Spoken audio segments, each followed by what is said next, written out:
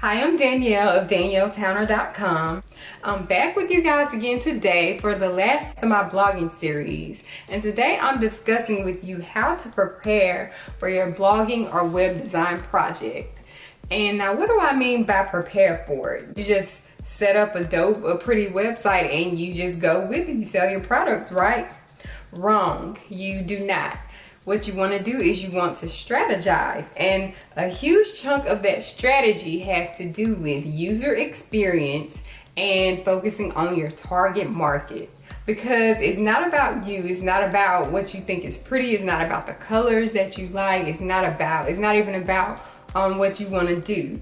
It's about satisfying your customer and satisfying their user experience. Now, there are several things within that you want to do to make sure that you have a successful, money-making, traffic-generating, community-building website for your business. So let's start with the first thing. You want to decide on the right platform and the right hosting. Now, what do I mean by that? There are different options out there, whether you're designing or building your platform on your own for your product or service, or whether you have a designer working with you like me. There are different options for that. For your hosting, a lot of people go with GoDaddy. They're popular. There are other options out there like HostGator, there's Bluehost, and there's SiteGround.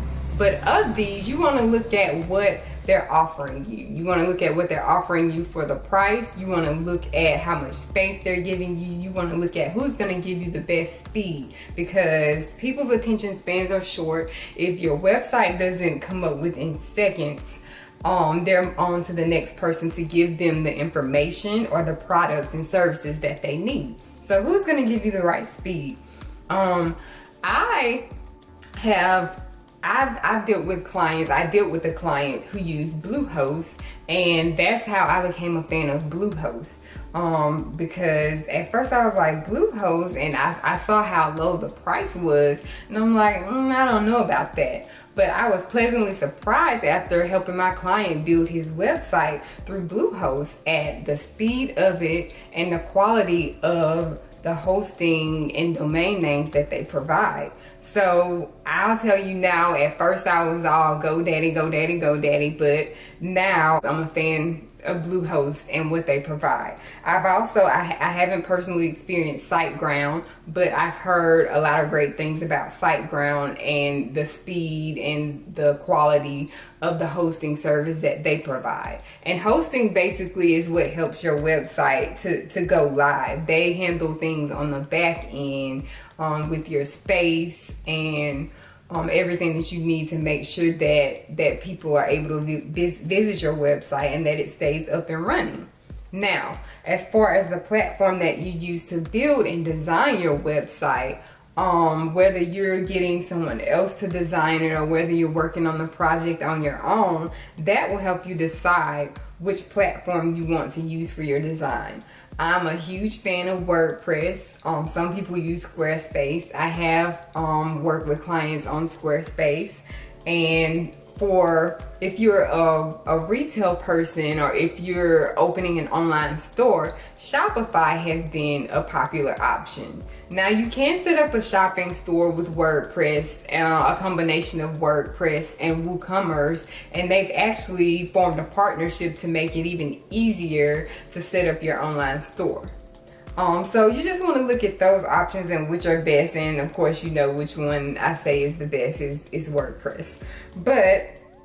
So you want to look at speed, you want to look at the appropriate platform to help you meet the needs of your customer, and you also want to look at other things in user experience, such as making sure that your website is mobile optimized, because the highest percentage of users are getting to your website from their phone or another mobile device. They're mobile, everything is mobile, so desktop and laptop is secondary for most of your market.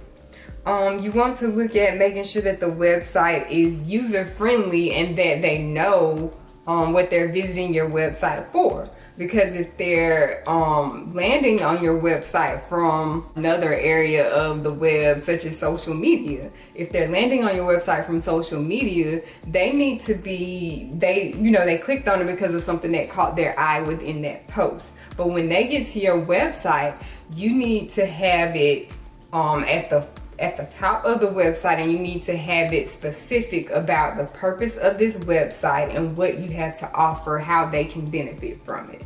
So that's the first thing that you want to do. Be specific about your purpose. You want to make it, at the top, make it known right away. You want it easy to navigate, so you want your menu set up to where it's clear where they'll be going and what they'll be doing when they click on these areas of the menu. I know some people like to have their own lingo, but everybody's not going to understand that. So especially when you're starting out and you're still building your marketing, building your own, community and building your traffic, just be clear about it. Just be clear about where they're going and how they're navigating through your website by clear, text and clear verbiage in your menu.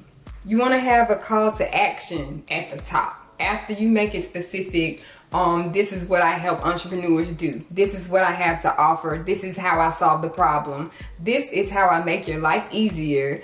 You want to have it a call to action for them to learn more about your product and service. Or also, if they don't want to learn more and they want to get it, they already know what they want, you want to have something that they can click on to easily get to where they need to go to purchase the product or service that you have to offer. You want to minimize the steps to that. You want to make it as easy as possible for them to get to where they need to be and not have to click through your lengthy workflow to get to what they want to get to. People's attention spans are short, their patience is short. Get them what they need. Let them, make sure they're well informed about it and help them get to what they need. And you also want to make your contact information easy to find. Not only is this beneficial for your clients and your customers, this is also beneficial for your search engine optimization, because that's one of the things on Google's list for determining whether your website is high quality or low quality. They want to make sure that you have thorough contact information and that it's easy for your audience and for your visitors on your website to find. If you have any questions about it, feel free to write them in the comments below and I'll be happy to answer them for you. And thank you for watching. And for more information about blogging and about website design and about marketing, you can visit my website at danielletowner.com. Thank you, and as I always say, dream until your dreams come true. Bye.